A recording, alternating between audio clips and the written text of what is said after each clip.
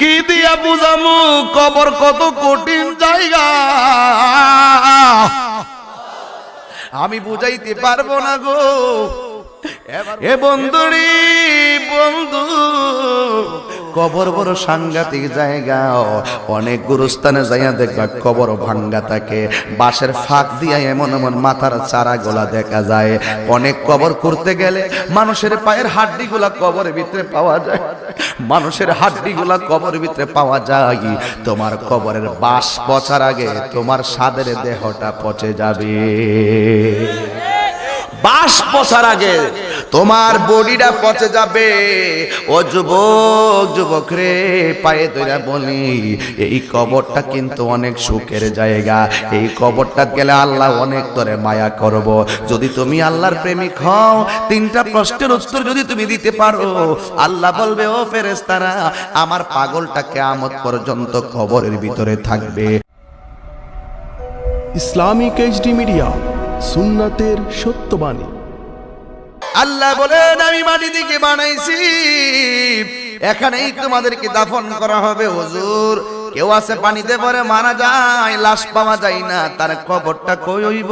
আল্লাহর হাবিব বলেন, পানিতে পড়ে মারা গেছে, মাছ যদি তার শরীরটা টুকরাইয়া টুকরাইয়া খাইয়া ফেলে, ওই জায়গার ভিতরে লাশ পাওয়া না গেলেও ওই সমুদ্রের জায়গাটা হবে তার জন্য কবর।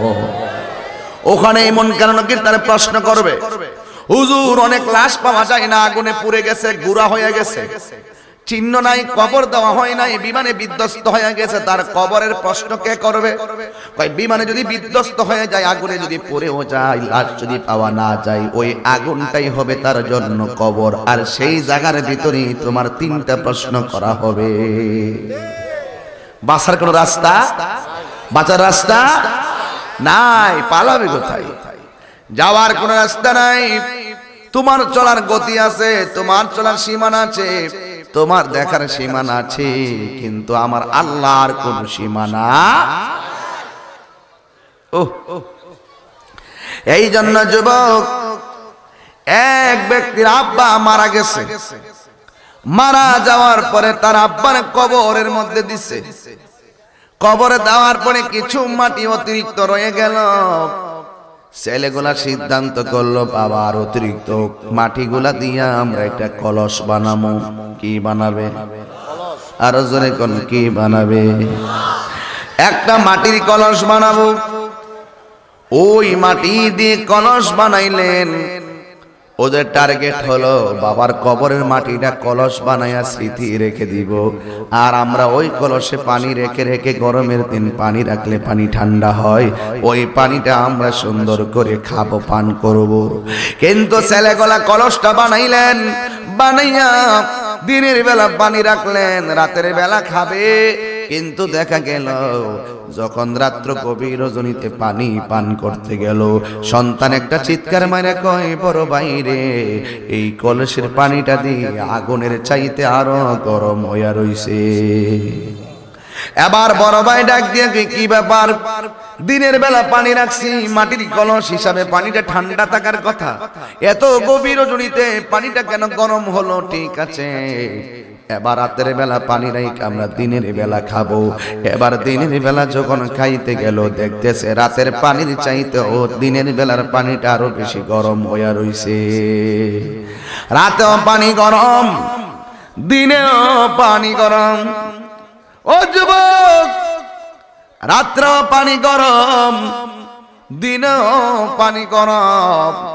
এবার এক ভাই আর এক ভাইরে কই, বাইরি অন্যান্য পাত্রের পানি ঠান্ডা হয়, কিন্তু এই পানি কেন গরম? কারণটা কি? এক ভাই আর এক ভাইরে ডাক দিয়া কই, এই বেদ আমি বুঝতাম না, এই বেদটা বুঝবে আল্লাহর বন্ধু। আরো জোরে কইতে, সুবহানাল্লাহ, সুবহানাল্লাহ, সুবহানাল্লাহ। কবরে কেমনে থাকব একা একা, কবরে কেমনে থাকব একা একা, তোমার বন্ধু যেন সাথী হয়ে দেখা। সুবহানাল্লাহ। এ বন্ধুরি, ও বন্ধু, এবার দুই ভাই পরামর্শ করে, ঠান্ডা পানি কেন, কলসের পানি গরম হয়, কেউ বুঝবে না। শুধু যদি বুঝে একজন বুঝবে, সেটা আল্লাহর বন্ধু। আল্লাহর বন্ধুর কাছে গেলেন, যাইয়া ডাক দিয়ে বললেন, হে আল্লাহর বন্ধু, আমার বাবা মারা যাওয়ার পরে কবরের কিছু মাটি অতিরিক্ত ছিল, এই মাটিগুলো দিয়ে আমি একটা কলস বানাইছিলাম। এই কলসের পানিগুলো দিনের বেলা পানি রাখলে রাতের বেলা গরম হয়, রাতের বেলা পানি রাখলে দিনের বেলা গরম হয়। তার কারণ জানি না, সূর্যের তাপও লাগে না, আগুনের তাপও লাগে না, কোনো তাপবিহীন কেন পানিটা গরম হয়ে যায় আপনি জানেননি? আল্লাহর বন্ধু ডাক দিয়া বলে, গো তোমার বাবার কবরের মাটি দিয়া কলসটা বানাইছিলাম, কিন্তু শুনে রাখো, তোমার আব্বার যেই মাটিগুলো দিয়ে তুমি কলস বানাইছো, তোমার আব্বারে যে কবরে দিয়াইছো, এই কবরের ভিতরে জাহান্নামের আগুন জ্বলতেছে, কষ্ট করতেছে। তোমার বাবার অতিরিক্ত মাটি দিয়া যে কলস বানাইছো, ওই কবরের আযাবের একটা নিদর্শন ওই জাহান্নাম তোমার কলসে লাগাইয়া বুঝাইয়া দিতেছে, তোর আব্বা কবর বেশি ভালো নয়, ভালো নয়, তোর আব্বার কবরের মাটি গরম হয়ে আছে রে। এই জন্য আমার আল্লাহ তোদেরকে সাবধান করাইয়া দিতেছে, তোর বাবার লক্ষণ বেশি ভালো না। আল্লাহ কইয়া ছোট ভাইটা একটা চিৎকার মারলো, এমন জোরে চিৎকার মারলো, বাবার সম্পত্তির ভাগ নেওয়ার জন্য সন্তান পাগল, এখন হাই হতাশ করে, হাই হতাশ করে কি করবে? বাবার কবরের আযাবের ভাগ কেউ নিতে পারবে না। এই জন্য যুবক, বাবারে কবরে নামায়া দিয়েছো, কবরে সুখে কিনা দুঃখে আমরা তো জানি না। হে বন্ধু রে বন্ধু, ও বন্ধু, ওই বাবার জন্য একটু দোয়া করে আজকে যাইবা। ওই বাবা যদি কবরের মধ্যে থাকে, ওই বাবার জন্য দোয়া করে যাইবা। ওই বাবার জন্য দোয়া করলে তোমার দোয়ায় হয়তো আল্লাহ কবরটারে জান্নাত বানাইয়া দিতে পারে। কেন কেন একটা প্রমাণ দিয়া যায়, একটা প্রমাণ দিয়া যায়। হযরত ঈসা রুহুল্লাহ একদিন কবরের পাশ দিয়া যাইতেছে, হঠাৎ করে তাকাইয়া দেখলেন একটা কবরের ভিতরে জাহান্নামের আগুন জ্বলতেছে। এবার জাহান্নামের আগুন জ্বলতেছে, এবার ঈসা পয়গম্বর উম্মতের আগুন দেখে আর বরদাস্ত করতে পারে নাই। ও বন্ধু, ও বন্ধু রে, এবার ঈসা নবী আগুন দেখে রাতের বেলা বাড়িতে যাইয়া ঘুমাইতে পারে না। ওই ঘুমের ঘরে চিন্তা করে, আমার উম্মতের কবরের ভিতরে জাহান্নামের আগুন, আমার ভালো লাগে না, শান্তি লাগে না। সারাটা রাত ঈসা নবী ঘুমাইতে পারে নাই। কবরের ভিতরে কবর আযাব কি সত্য না মিথ্যা? আর জোরে কোন সাউন্ডটা তুলে রাখো, সত্য না মিথ্যা? সত্য, যারা গেছে একমাত্র তারা ছাড়া কেউ বোঝে না। এবারই হযরত ঈসা রুহুল্লাহ তিনি চোখের পানি ফালাইয়া কান্না শুরু করলেন। এই আমার শুকরি পাড়ার বাবাজিরা গো, এবার ঈসা পয়গম্বর সারাটা রাত না ঘুমাইয়া দিনের বেলা আবার গুরুস্থানে গেলেন। গুরুস্থানে যাইয়া ওই কবরের পারে যাইয়া দাঁড়াইলেন, যেই কবরে আগের দিন জাহান্নামের আগুন দাউ দাউ করে জ্বলতেছে। ওই কবরের পারে যাইয়া দাঁড়াইলেন, দাঁড়ানোর পরে গিয়ে দেখতেছেন যে এই কবরটা আগের দিন এমন জাহান্নামের আগুন, আর আমার আল্লাহ পরের দিন ওই কবরটারে জান্নাতের বাগান বানায়া দিছে। আরো জোরে কোনা ইয়া রাসূলুল্লাহ। একেবারে কবরটারে জান্নাতের বাগান বানাইছে কে? আরো জোরে কোন কে? ও যুবক, যুবক, ওই কবরটার জান্নাতের বাগান আল্লাহ বানায়া দিলেন। ওই মুহূর্তে ঈসা নবী কয়, কারণটা কি? আগের দিন দেখলাম কবরের ভিতরে জাহান্নামের আগুন জ্বলতেছে, আবার পরের দিন দেখলাম কবরটা জান্নাতের বাগান হয়েছে। আপনারা বলেন এই পরিবর্তনের মালিক কে? আল্লাহু লা ইলাহা ইল্লাহু ওয়াল হাইয়ুল কাইয়্যুম।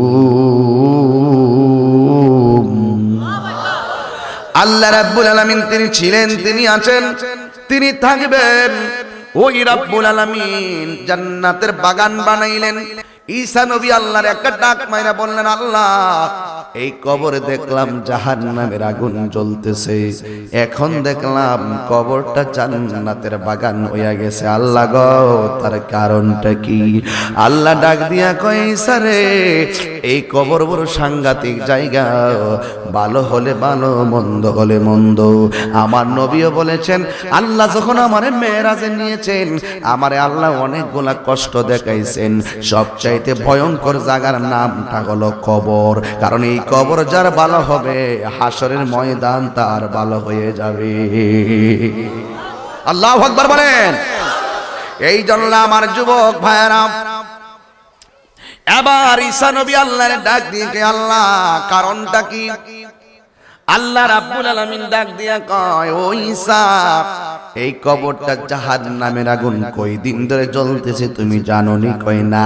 কয় লোকটা যেদিন থেকে মারা গেছে সেদিন থেকে কবরটার বরাবর জাহান্নাম থেকে একটা রাস্তা করে দেওয়া হয়েছে, জাহান্নামের বরাবর একটা রাস্তা করে দেওয়া হয়েছে। বডিটারে আংরা আংরা বানায়া বানাইছে। তার কান্নার আওয়াজ যদি পৃথিবীর তার সন্তান শুনতো, তাদের পর্দাটা ফাইটা তারা মারা যাইতো। এ যুবক কি দিয়া বুঝামু কবর কত কঠিন জায়গা, আমি বুঝাইতে পারবো না গো।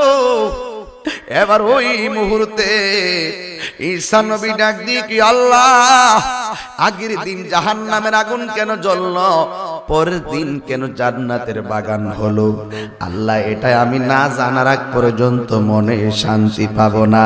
এই কথা বইলা ঈসা পয়গম্বর আল্লাহর কাছে বলার পরে আমার আল্লাহ ডাক দিয়ে কয়, ঈসা রে অনেক বছর ধরে তার কবরের ভিতরে সর্পের আঘাত আছে, অনেক দিন ধরে বিচ্ছু তার গ্রাস করতেছে। বিচ্ছুটা কেমন জানেননি? যাবে যেই বিচ্ছুর শরীরের ভিতরে 70 গজ লম্বা একটা একটা পশম থাকবে, সুইয়ের মতন চুক্কা, আর এই পশম গোলাই এত বিষাক্ত, একটা পৃথিবীতে সাইরা দিলে সারাটা পৃথিবী বিষের যন্ত্রণায় ধ্বংস হয়ে যেত। এ বন্ধু, হে যুবকের দল, অল্প অল্প ডাক দিয়া বলেন, ও পৃথিবীর মানুষ, ডাক দিয়া বলেন এই কবরের ভিতরে জাহান্নামের আগুন জ্বলতেছে ওই দিন ধরেই। ঈসা নবী ডাক দিয়া বলেন, আল্লাহ তাইলে আজকে কেন তুমি জান্নাতের বাগান বানাইছো? আমার আল্লাহ কত মেহেরবান। আল্লাহ বলেন, আমি বান্দারে অনেক মায়া কইরা বানাইছি। লাকাদ খালাকনাল ইনসানা ফি আহসানি তাকওয়িম। আল্লাহ রাব্বুল আলামিন বলেন, আমি বান্দারে অনেক মায়া কইরা বানাইছি, অনেক সুন্দর নমুনায় বানাইছি। এই চেয়ারের ভিতরে 1 জন 2 জন 3 জন 4 জন 5 জন 6 জন 7 জন 8 জন লোকে বসলাম। আমার পাশে আমার মুকিত ভাই আছে, এখানে সভাপতি মনে হয় আছেন না নি? সভাপতি মহোদয় জনাব শফিকুল ইসলাম সাহেব আছেন। একটু গভীরভাবে তাকাইয়া দেখেন, একজনের চেহারার সঙ্গে আরেকজনের চেহারা মিলে না। আমার আল্লাহ কত নিখুঁত একজন কারিগর। আপন 5 ভাই, একটা চেহারার সঙ্গে একটা চেহারা মিলে না। দূরে যাওয়ার কি দরকার? আরে ভাই দূরে যাওয়ার দরকার নাই, কারণ তোমার নিজের দিকে তাকাইলে তুমি আমার আল্লাহরে চিনতে পারবা। তোমার নিজের আঙ্গুলের দিকে তাকাইলে বুঝতে পারবা। এই যে 5টা আঙ্গুল বানাইছে, অনেকে কয় এই আঙ্গুলটা একটু বাটি কেন, অনেকে কয় এটা আবার লম্বা কেন, অনেকে কয় আঙ্গুলটা আবার চিকন কেন। চিকন কেন, লম্বা কেন, খাটো কেন? ভাত খাইতে যাও গেলেই বুঝবা এই আঙ্গুলে কেমন প্রয়োজন। একটা আঙ্গুল যদি এর চাইতে আর একটু খাটো হইয়া যায়, ভাত খাইতে অসুবিধা হয়। কথা বলেন ঠিক কিনা? হায় রে, এত দূরে যাওয়ার কি দরকার? এ শুক্রবার আর বাবা একটা চেহারার সঙ্গে একটা চেহারা মিলে না, একজন না দুইজন নয়, সারাটা পৃথিবী আল্লাহ এমন ভাবে সাজাইলো। আল্লাহ রাব্বুল আলামিন বলেন ওয়া ইয়াতাফাক্কারুনা ফি খালকিস সামাওয়াতি ওয়াল আরদ রব্বানা মা খালাকতা হাযা বাতিলান সুবহানাকা ফাকিনা আযাবান নার।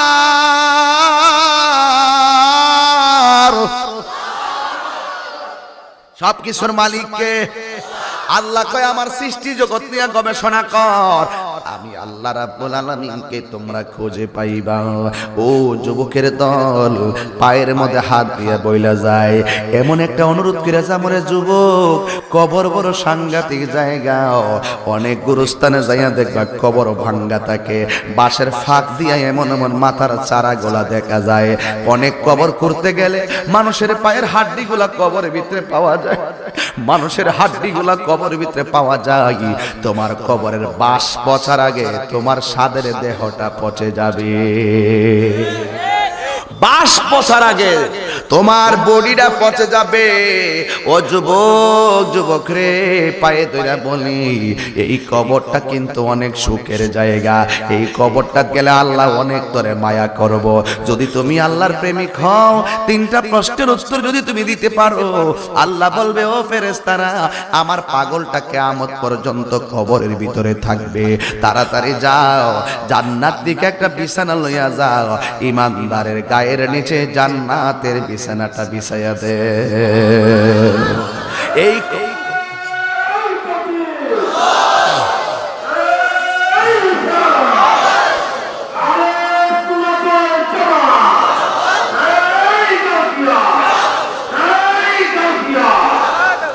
চোখের পলকে তুমি হতে পারো লাশ, চিরতরে বন্ধ হবে তোমারি নিঃশ্বাস, হবে এলান তোমারি নাম মসজিদের মাইকে, হবে এলান তোমারি নাম মসজিদের মাইকে,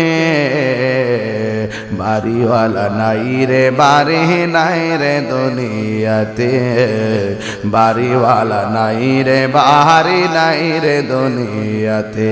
কথা কোন ঠিক না বেটা?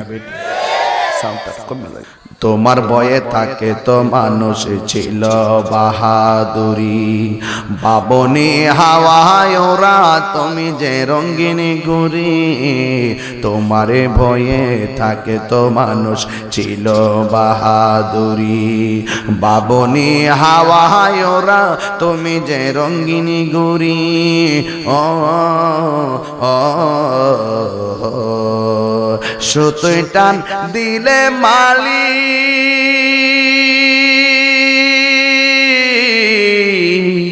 ও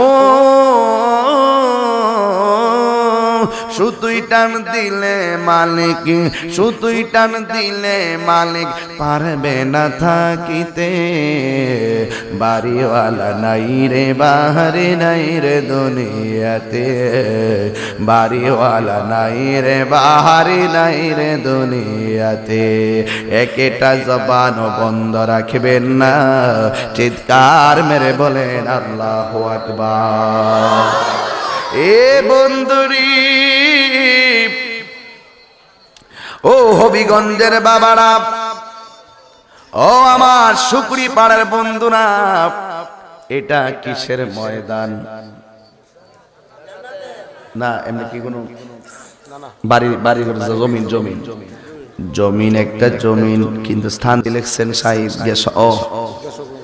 শাহিদা সংলগ্ন মাঠ।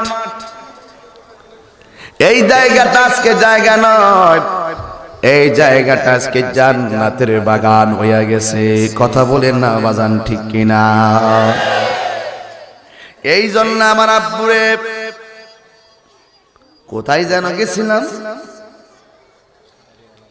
না কবরের জায়গাটা সুখের জায়গা, এখানে গেছিলাম। কবরের জায়গাটা সুখের জায়গা। আল্লাহ বলবেন ফেরেশতা, আমার বান্দা একটা মাত্র কাপড় দিয়ে কেমনে থাকবে?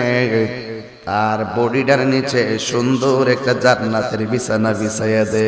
এবার জান্নাতের বিছানাটা যখন বিছাইয়া দিবে, ইমানদার বিছানার মধ্যে শুইয়া যাবে, একেবারে সুন্দর করে এমন ভাবে শুইয়া যাবে। কিন্তু ইমানদার যখন ডান কাত দিবে, ডান কাতে যাওয়ার পরে দেখবে সুন্দর একটা নূরের বাতি কবরে জ্বললা রইছে। ইমানদার জিগাইব, বাতি তুমি কোথায় থেকে আসলা? ওই বাতিটা ডাক দিয়ে বলবে, ও আল্লাহর বান্দা, আমারে তুমি চিনো না, আমি হইলাম দুনিয়ায় তোমার নেক আমল। আরো জোরে কোন আল্লাহু আকবার বলেন। আমি হইলাম তোমার কবরের নেক আমল। এ বন্ধুরি বন্ধু, আমি হইলাম তোমার কবরের নেক আমল। আবার যখন বাম কাত দিবে, বাম কাতের ভিতরে আর একটা আছে দেখতে পাবে, আর একটা নূরের আলো জলমল জলমল করতেছে। এবার জিজ্ঞাসা করবে, ও নূরের আলো, তুমি কোথায় থেকে আমার কবরে এসেছো? ওই আলো ডাক দিয়া বলবে, আমি দুনিয়ার কোন চাঁদের আলো নই, আমি দুনিয়ার কোন সূর্যের আলো নই, আমার চিনো না, আমি হইলাম দুনিয়ায় তোমার কোরআন তেলাওয়াত। আর জোরে জোরে বলেন সুবহানাল্লাহ। এই জন্য বন্ধু, কবর বড় সুখের জায়গায় যদি কাজ করে যাইতে পারো, কথা কোন ঠিক কিনা বলেন? কবর বড় সুখের জায়গা, যদি কাজ করে যাইতে পারো। আর যদি তুমি কাজ করে না যাও, কবরে গেলে তুমি কষ্ট পাইবা। এই জন্যই তো আমার নবী বলে কবর বড় সাংঘাতিক জায়গা। নবীর একজন সাহাবী, যার নাম হলো হযরত উসমান যুন্নুরাইন রাদিয়াল্লাহু তাআলা আনহু, ইনি সব জায়গায় যাইতেন, চোখের পানি ফেলায় ফেলায় কাঁদতেন। ওনারে জিজ্ঞাসা করা হয়, উসমান তুমি কেন চোখের পানি ফেলাইয়া ফেলাইয়া কান্দো? উসমান ডাক দিয়া কয়, জগৎবাসী, ও জগৎবাসী রে, আমি কেন বিনায়া বিনায়া কান্দি জানোনি? আমি গুরুস্থানে আসলে আমার চোখের পানি ধরে রাখতে পারি না, কারণ আমার নবী বলেছেন কবরটা হইল মানুষের আখিরাতের প্রথম মঞ্জিল। এই কবর যার খারাপ হয়ে যাবে, হাসরের ময়দান তার জন্য ভয়ঙ্কর হয়ে যাবে। ঠিক কিনা বলেন? ভয়ঙ্কর হয়ে যাবে লৌঠেলা। ওই কবরে যাও, গেলে বুঝবা কয় মাসে বছর যায়, একদিন আগুনে হাত দিলে তাকা যায় না। এমন ভাবে কিয়ামত পর্যন্ত তুমি কবরের ভিতরে শাস্তি ভোগ করতে হবে। এই জন্য যুবক ভাইয়েরা আমার, একটু সাউন্ডটা তুলে দাও, আমি দূর থেকে কথা বলতে পারি, এত কাছে গেলে তো আমি ওয়াজি করতে পারবো না। ডাক দিয়া বলেন, আমি ওই কবরের ভিতরে আমার নবী বলেন প্রথম 3 থেকে 4টা আযাব আছে ভয়ঙ্কর। এর মধ্যে একটা আযাব হলো, আমার নবী বলেন আমি একদিন স্বপ্নে দেখলাম কিছু কিছু মানুষকে আগুন দিয়া পোড়াইতেছে। দেখলাম উলঙ্গ অবস্থায় আগুন দিয়া ওই আগুনের ভিতরে তার পোড়াইতেছে। আমার নবী বলেন, আল্লাহ এরা কে গো? আল্লাহ রাব্বুল আলামিন বলেন, এরা অন্য কেউ না, এরা হলো দুনিয়ার জিনাখোরের দল। এই জন্য যুবক, দুনিয়ায় যা করবা না কেন, সব কিছুর হিসাব একজন নিবেন। জবান খুলে বলুন তিনি কে? প্রকাশ্যে গুনাহ করো, নীরবে গুনাহ করো, গোপনে গুনাহ করো, কেউ জানে না, একজন জানে, তিনি আমার রব। এই জন্যই তো আমার নবী বলেন, আমি একদিন 2টা কবরের পাশ দিয়া যাইতেছি। আমার নবী তাকায়া দেখেন 2টা কবরের ভিতরে জাহান্নামের আগুন জ্বলতেছে, 2টা কবরের ভিতরে আযাব হচ্ছে। এবার আমার নবী সাহাবাদেরকে ডাক দিয়ে বলেন, সাহাবারা যাও যাও 2টা খেজুরের ডাল নিয়ে আসো। এবার 2টা খেজুরের ডাল নিয়ে আসলেন। এই 2টা খেজুরের ডাল আমার নবী 2টা কবরের ভিতরে গাইরা দিলেন। সাহাবারা ডাক দিয়া কয়, নবী গো, ও মায়ার নবী, আপনি হঠাৎ করে দাঁড়ালেন আর দুইটা কবরের ভিতরে আপনি ডাল লাগাইয়া দিলেন। আমার নবী, আপনার নবী ডাক দিয়ে কয়, ও সাহাবারা, আমি নবী যাহা দেখি তোমরা তা দেখো না। ঠিক না বেটি? নবী আমার ডাক দিয়া কয়, আমি রাস্তা দিয়ে যাচ্ছি, আমি দেখতেছি দুইটা কবরের ভিতরে আযাব হইতেছে। সাহাবারা ডাক দিয়ে কয়, নবী গো, খেজুরের ডাল কেন লাগাইলেন? ওই খেজুরের ডালগুলা যতদিন পর্যন্ত কাঁচা থাকবে, পাওয়া সম্ভবত এই খেজুরের ডালগুলো যতদিন কাঁচা থাকবে, আমার আল্লাহ কবরের আযাবকে হালকা করে দিবেন। কারণ কেন জানেননি? গাছ আমার আল্লাহর জিকির করে। দলিল ভাইছেন নিও, দলিল ভাইছেন নি? কে লেগে আমরা কবরে যাই সাইড কোনার চারটা কাঁচা ডাইল লাগাই? গাছ কার জিকির করে? আল্লাহর জিকির করে। এই ডালগুলো যখন লাগায় কয় বেদাত। কি কয়? বেদাত। আসলে হেরার দাঁত নাই। কথা কোন ঠিক না বেঠি? কষ্ট হইতেছে আপনারা? কবরটা হলো সুখের জায়গা, আবার দুঃখ আছে না নাই? আমার নবী কয়, কবরের ভিতরে প্রথম আযাব হবে। তিনটা প্রশ্নের উত্তর দিতে না পারলে ডান পাশের মাটিগুলো এক প্রান্তে চলে যাবে, বাম পাশের মাটিগুলো আরেক প্রান্তে চলে যাবে। দুই পাশের মাটিগুলো এমন জোরে একটা চাপা মারবে, তার বডিটারে মাটির সঙ্গে মিশাইয়া দিবে। চিৎকার মেরে বলুন আল্লাহু আকবার। আমার নবীকে প্রশ্ন করা হয়, নবী গো, কই দিন পর্যন্ত তারা আযাব ভোগ করবে? আমার নবী কয়, ওই যে ইসরাফিল যতক্ষণ পর্যন্ত সিংহা ফু দিবে না, ততদিন পর্যন্ত তারা কবরের ভিতরে আযাব ভোগ করবে। ইজা জুলজিলাতিল আরদু জিলজালাহা ওয়া আখরাজাতিল আরদু আথকালাহা ওয়া ক্বালাল ইনসানু মা লাহা। যখন পৃথিবীটা কম্পন শুরু হয়ে যাবে, এই মাটির নিচ থেকে ভুজাগুলো বের করে দিবে, মানুষ বলে, ওয়াকালাল ইনসানু মা লাহা, কি হইল, কি হইল? যখন পৃথিবীর মাটিগুলা কাঁপা শুরু হয়ে যাবে, হাদিস শরীফের ভিতরে দেখলাম কোন মহিলা থাকবে 3 মাসের গর্ভবতী, 5 মাসের গর্ভবতী, 7 মাসের গর্ভবতী। যখন পৃথিবীটা কম্পন শুরু করবে, 5 মাসের বাচ্চারা ডেলিভারি হয়ে যাবে, 3 মাসের বাচ্চারা রক্ত প্রবাহিত হয়ে ডেলিভারি হয়ে যাবে, 10 মাসের বাচ্চা ডেলিভারি হয়ে যাবে। কিন্তু সন্তানের দিকে তাকে এবার মা সেদিন মনে চাইবে না। ওয়াকালাল ইনসানু মা লাহা, কি হইল, কি হইল, কি হইল? একজন এই দিকে দুঃখ মারবে, আরেকজন ওই দিকে দূর মারবে, গাছগুলো এমনিতে পড়ে যাবে। কি হইল? আল্লাহ বলবেন, কি হইল, কি কইলেন না, ওয়াতাকুনুল জিবালু কালইহিনিল মানফুশ। এই পৃথিবীর মধ্যে যত পাহাড়গুলো ছিল, এই পাহাড়গুলো তুলার মতন যখন উড়ে যাবে, এই পৃথিবীটা তখন টলমল টলমল শুরু করবে। আমার নবী বলে, পৃথিবীটা শেষ হয়ে যাবে। আমার আল্লাহ বলেন, কুল্লু মান আলাইহা ফান ويبقى وجه ربك ذو الجلال والإكرام।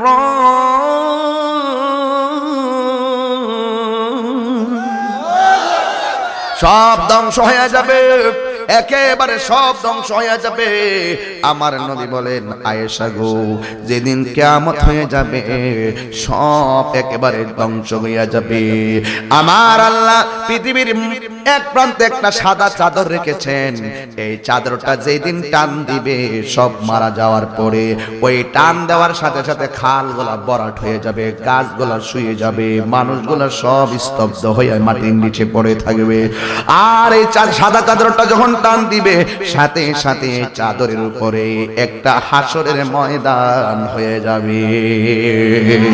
এখন বলবেন, তাহিরি হুজুর, সব মাহফিলে হাসরের ময়দানের কথা বলেন, কিন্তু আমরা জানতে চাই হাসরের ময়দানটা কোথায় হবে। কেউ বলে আসমানের উপরে, কেউ বলে জমিনের উপরে, কেউ জানে না। অনেকেই কথাটা বলেও না। আমি কয়া দিয়া যাই, বুখারী শরীফের হাদিস, এই হাসরের ময়দানটা হবে শাম দেশে, অর্থাৎ পৃথিবীর মধ্যে এই হাসরের ময়দান হবে। চিৎকার মেরে কন্যা আল্লাহু আকবার। কেন আসমানের উপরে কি হবে না? না হবে না, কেন জানেননি হবে না?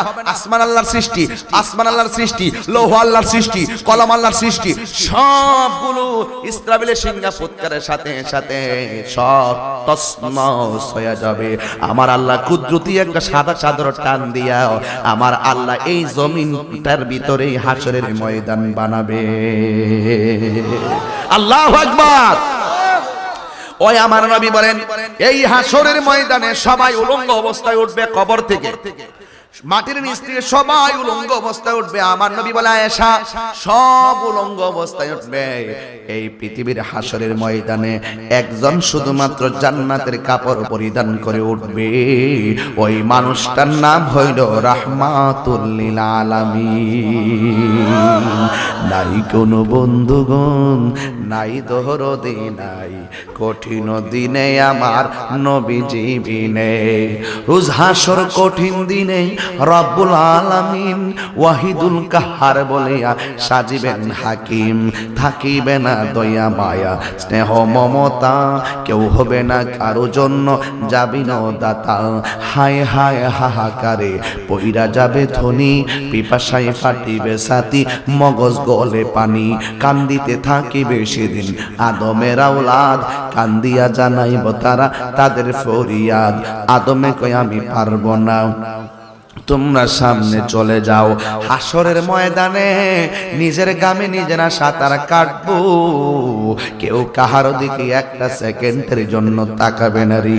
এমন ভাবে তা সবার জবানের ভিতরে শুধুমাত্র নাফসি নাফসি নাফসি নাফসি থাকবে। নূহ বলে আমি পারবো না, 4 ছেলে দিল আমায় আল্লাহ পরুয়ারে।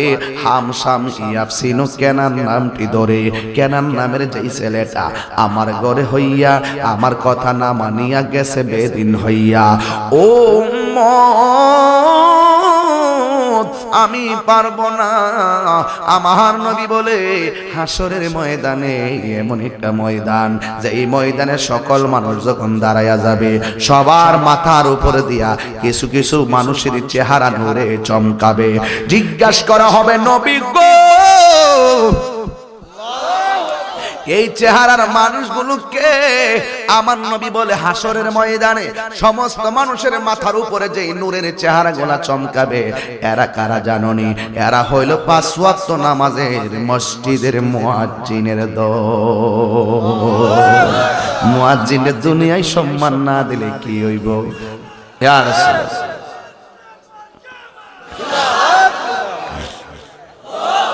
মুয়াজ্জিনের দুনিয়ায় তুমি তুচ্ছ করবে, কিন্তু আমার আল্লাহ মুয়াজ্জিনের সম্মান হাসরের ময়দানে বাড়ায়া দিবে।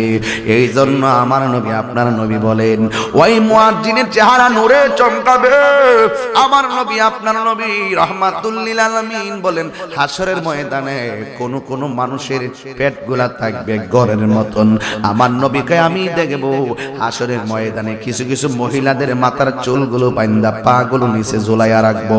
ও নবী গো, এরা কারা? আমার নবী বলে, উম্মত, এরা কারা জাননি? ওই নারীরা হলো যারা স্বামীর অনুমতি ছাড়া রাস্তাঘাটে বেপরদায় চলাফেরা করেছে। আমার আল্লাহ রাব্বুল আলামিন মাথার চুলগুলো হাসরের ময়দানে বাইন্দা পাগুলা ঝুলাইয়া রাখবে। চিৎকার মাইরা কি নাউজুবিল্লাহ পড়বেন না? আল্লাহু আকবার বলেন। এই আমার যুবক ভাইরা, হাসরের ময়দান অনেক কঠিন। আমরা সবাই নাফসি নাফসি বলে কাঁদবো। আদম নবী বলবে নাফসি নাফসি, ইব্রাহিম নবী বলবে নাফসি নাফসি, জাকারিয়া নবী বলবে নাফসি নাফসি। সবার মুখের মধ্যে শুধু নাফসি নাফসি। কেন আমি তাহিরি নবী নবী করে? কেন আমার বাবা শফিকুল ইসলাম সাহেব কেন নবী নবী করে? আব্দুল্লাহ ওয়াল সাহেব কেন নবী নবী করে? মিসবাউদ্দিন হুজুর কেন নবী নবী করে? একটা কারণ, যেই ময়দানে পৃথিবীর কেউ আপন হবে না গো, ওই ময়দানে একমাত্র আপন হবে রাহমাতুল লিল আলামিন। আল্লাহু আকবার। ইয়া কান্দে নবী ইয়া উম্মতি আমার উম্মতের কি হবে গতি গো, ওরে উম্মতের জান্নাত দিয়া শান্তি দাও হাবিবের প্রাণ, রোজ হাসরে বসবে কেমন নূর নবীজির শান। আল্লাহ বলে বন্ধু আমি আল্লাহ জানি কে জাহান্নামী, আমি আল্লাহ জানি কে জান্নাতি, আমি আল্লাহ জানি কারণে কি কত, আমি আল্লাহ জানি কে বদি কত, আমি আল্লাহ জানি কে দুজুকি, আমি আল্লাহ জানি কে বেহেশতি। ও বন্ধু এরপরে কেন আমি মিজান টানামু বন্ধু? মিজান টানাইতাছি একটা মাত্র কারণে, আমি আল্লাহ তো আপনারে কালিমুল্লাহ বলি নাই, আমি আল্লাহ তো আপনারে খলিলুল্লাহ বলি নাই, আমি আপনাকে বলেছি হাবিবুল্লাহ। হাবিবুল্লাহর শান করতে প্রমাণ হাসরে টানাইব আমি মিজান। ও সব একটা দৌড় মারব, নবীর কাছে যাইয়া দেখবে নবী ওই ময়দানে মাকামে মাহমুদের গোড়ার ভিতরে সাজদায় পইরা কান্দে। যেই ময়দানে সফিউল্লাহ কয় নাফসি নাফসি, খলিলুল্লাহ কয় নাফসি নাফসি, রুহুল্লাহ কয় নাফসি নাফসি, নাজিউল্লাহ কয় নাফসি নাফসি, খলিফাতুল্লাহ কয় নাফসি নাফসি, কালিমুল্লাহ কয় নাফসি নাফসি, ওই ময়দানে আমার হাবিবুল্লাহ কয় ইয়া উম্মতি ইয়া উম্মতি। যেই নবী তোরে মার পেট থেকে আইসাও তোরে বলে নাই, যুদ্ধের ময়দানে পাথরের আঘাত খাইয়াও তোরে বলে নাই, সারাটা জীবন রওজায় পইরাও সেজদায় কাঁদতে তোরে বলে নাই রে। ওই নবী হাসরের ময়দানে কাঁদবে, নবীরে প্রশ্ন করা হয় নবী গো উহাই গেল উম্মতের জন্য কাঁদেন, যুদ্ধের ময়দানে গেলে উম্মতের জন্য কাঁদেন, সারাটা জীবন কাঁদছেন, আপনি কাঁদবেন কতদিন? আমার নবী বলে আমার উম্মতের জান্নাতে নেওয়ার আগ পর্যন্ত আমার চোখের পানি মোবারক থামবে না। এটার নামই হলো রাহমাতুল লিল আলামিন। সব উম্মত দয়া কইব নবী ও মেহেরবানি করে আমরারে কোন নবী আমরারে আপন হয় নাই, ও নবী আপনার উম্মত আপনার কাছে এসেছি, মেহেরবানি করে আপনি একটু সহযোগিতা করুন না। কিন্তু আমার নবী সেজদা থেকে মাথা মোবারক তোলে না। ও বন্ধু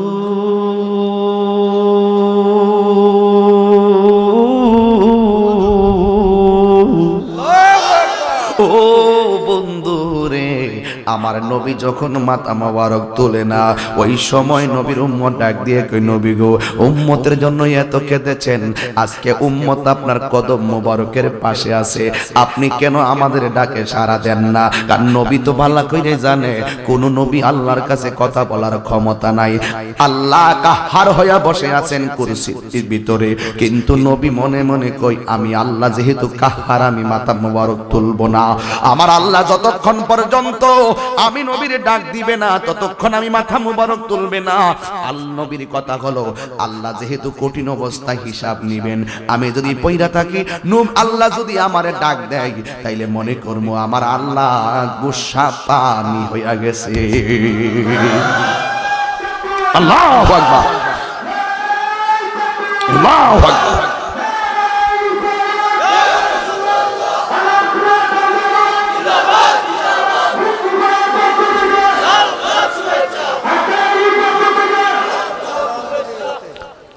তুমি মোদের আশার আলো, তাই তো তোমায় বাসি ভালো। আমি যখন এই গজল লিখছিলাম এই হাসরের ময়দানের দিকে তাকায়া হিসাব মিলাই লিখছিলাম, আমার নবী হইল আমাদের আশার আলো, কেউ যখন থাকবে না আমার নবী হবে আমাদের আশার প্রদীপ। তাইলে একটু মোবাইলের ফ্ল্যাশ লাইটটিকে জ্বালাইতে পারবেন? দয়া করে কি পারবেন? দেন না একটু মোবাইলে ফ্ল্যাশ লাইটে জ্বালায়া, অন্ধকারে পড়ে দিয়েছেন আপনারা, একটু আমি একটু দেখি আপনারা কে কোথায় আছেন, একটু মেহেরবানি করে আমার সঙ্গে লাইটটি জ্বালাই দেন, সমস্ত লাইটগুলা জ্বালাই দেন, আমার সাথে বলেন ইয়া রাসূলুল্লাহ ইয়া হাবিবাল্লাহ ইয়া রাসূলুল্লাহ, তুমি মোদের আশার আলো, এ তাই তো তোমায় বাসি ভালো, তুমি মোদের ও তাই তো তোমায় বাসি ভালো, হৃদয় নামের ফুলদানিতে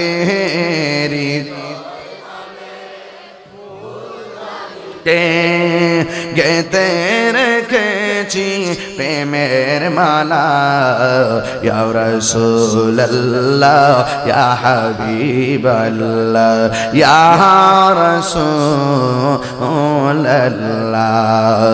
তুমি মোদের সকল আশা, তুমি মোদের ভালোবাসা, তুমি মোদের সকল আশা, তুমি মোদের ভালোবাসা, হৃদয় মাঝে কত আশা, হৃদয় মাঝে তুমি হাসরে তোরানেওয়ালা, ইয়া রাসূলুল্লাহ ইয়া হাবিবাল্লাহ ইয়া রাসূলুল্লাহ। জোরে কে সুবহানাল্লাহ বলবেন না? আমার নবী সুপারিশ করার ক্ষমতা আছে না নাই? নবীকে সেই সুপারিশ করার ক্ষমতা দিবেন কে? আল্লাহ বলেন, ইয়া মুহাম্মদ ইরফা রাসাকা ওয়াসাল তুতা ওয়াশফা'তু শাফা। হে বন্ধু, আজকে হাসরের মাঠ সাজাইছি আপনার সম্মান প্রমাণ করার জন্য। হে বন্ধু, আপনি মাথা মুবারক নিচু করে রাখবেন না, আপনার মাথা মুবারকটা তুলুন। ওয়াসাল তুতা, আপনি আমার কাছে চান, আমি আপনাকে দিব। ওয়াশফা'তু শাফা, আপনি আমার কাছে সুপারিশ করুন, আমি আল্লাহ আপনার সুপারিশ কবুল করব। আল্লাহর হাবিব বলেন, বন্ধু আল্লাহ গো, আমার উম্মত কিছু আছে নামাজ পড়েছে, নামাজ পড়ার মতো পড়ে নাই, রোজা রেখেছে, রাখার মতো রাখে নাই, কিন্তু আপনার সাথে কাউকে শরীক করে নাই। আমি নবীর সঙ্গে কোনোদিন গাদ্দারি করে নাই, তবে আমল করতে গিয়ে তারা ত্রুটি করে ফেলেছে, তারা মেয়াদ ভিত্তিক দুচিকি হয়ে গেছে, কিন্তু তারা আমাকে জানের চাইতে বেশি মহব্বত করেছে, আপনার সাথে কখনো শিরক করে নাই, এরা দুজকের মধ্যে আছে। আল্লাহ ডাক দিয়ে বলেন, বন্ধু হে নিয়ে যান। আল্লাহ রোজাদার কিছু রয়ে গেছে নিয়ে যান, যাকাত কিছু দিয়েছে দেওয়ার মতো দেয় নাই রয়ে গেছে, আল্লাহ বলেন ও বন্ধু নিয়ে যান। লাস্টে বলবেন নিয়ে যান নিয়ে যান নিয়ে যান নিয়ে যান, লাস্টে আল্লাহ বলবেন ও বন্ধু নেন না। আল্লাহর হাবিব বলবে নিশিত আরো নেন, আর তো নাই। এই হলো আমার রাহমাতুল লিল আলামিন। আল্লাহ কয় ওয়ালা সাউফা ইউতিকা রাব্বুকা ফাতারদা। আমি আল্লাহ বন্ধু নবীকে দেব দেব দেব দেব দেব দেব, এমন ভাবে দিয়ে দিব লাস্টে আমার রাসূল সন্তুষ্ট হয়ে যাবে। আরো বড় করে বলেন সুবহানাল্লাহ। তো নবী সুপারিশ করতে পারবে, এই বিশ্বাস আমাদের আছে না নাই? আরো জোরে বলেন আছে না নাই?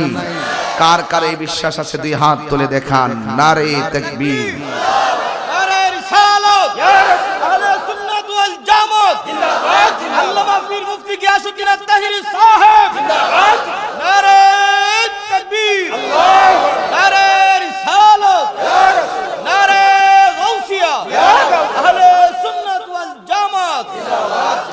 খুশি না বেজা?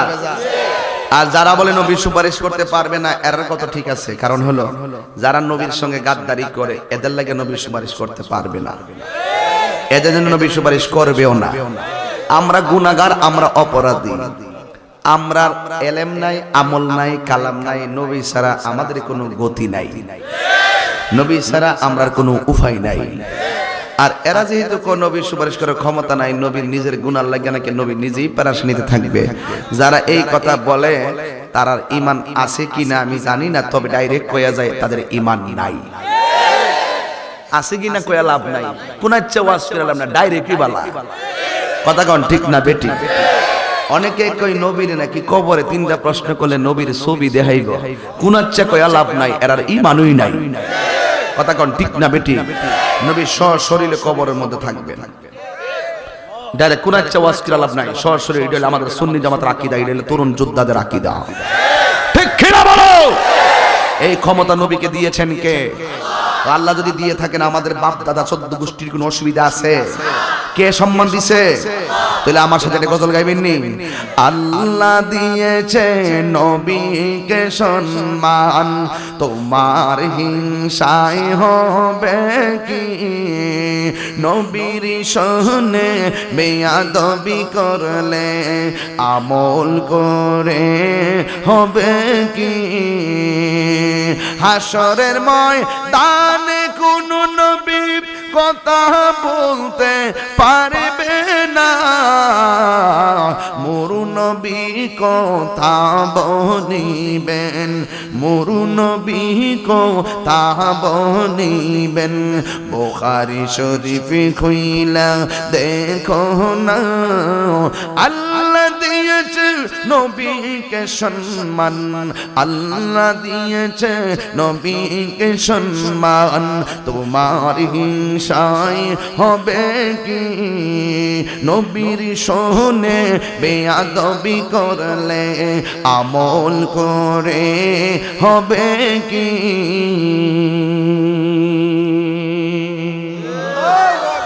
আমল করে লাভ আছে? নবীর সঙ্গে বেয়াদবি করলে কি আমল করে লাভ আছে? এই জন্য তাজিমি মুস্তাফার ঈদে ধারণ করুন, ইয়া নবী সালাম।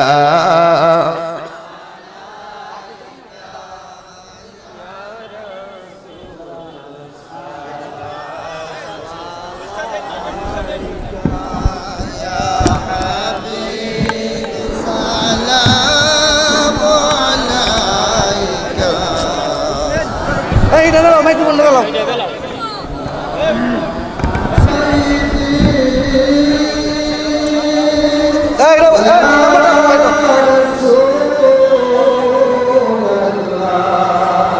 আমি কাছে আসি।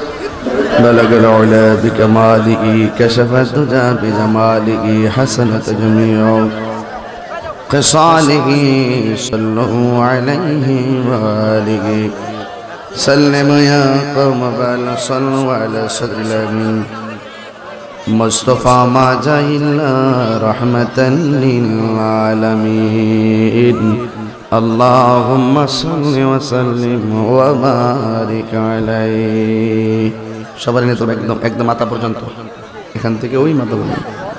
اللهم آمين ربنا ظلمنا أنفسنا وإن لم تغفر لنا وترحمنا لنكونن من الخاسرين আয় রাব্বুল আলামিন হবিগঞ্জ শুকরিপাড়া মাগরিবের নামাজের পর থেকে এই পর্যন্ত আমি গুনাহগার যতটুকু কথা বলেছি তোমার শাহী দরবারে কবুল আর মঞ্জুর করে নাও আমাদেরকে নামাজি বানায়া দাও রোজাদার বানায়া দাও মায়ের খেদমতগার বানায়া দাও মা বোনদেরকে পর্দানশীল বানায়া দাও আল্লাহ নবী না দেখাইয়া মরণের ডাক দিও না আয় রাব্বুল আলামিন মেহেরবান খোদা তোমার দরবারে ফরিয়াদ করি এখানে অনেক উলামায়ে কেরাম নিয়ে হাত বাড়াইলাম গণ্যমান্য ব্যক্তিবর্গ নিয়ে হাত বাড়াইলাম আজকে আমাদেরকে শুকরিপাড়া যেমন করে কাঁধে কাঁধে বসাইছো এমন ভাবে মরণের পরে জান্নাতের ভিতরে নবীর কদমে আমাদেরকে তুমি কবুল আর মঞ্জুর করে নাও অনেকের বুকে ব্যথা পিঠে ব্যথা গ্যাস্ট্রিক আলসার প্রেসার ডায়াবেটিস হার্টের সমস্যা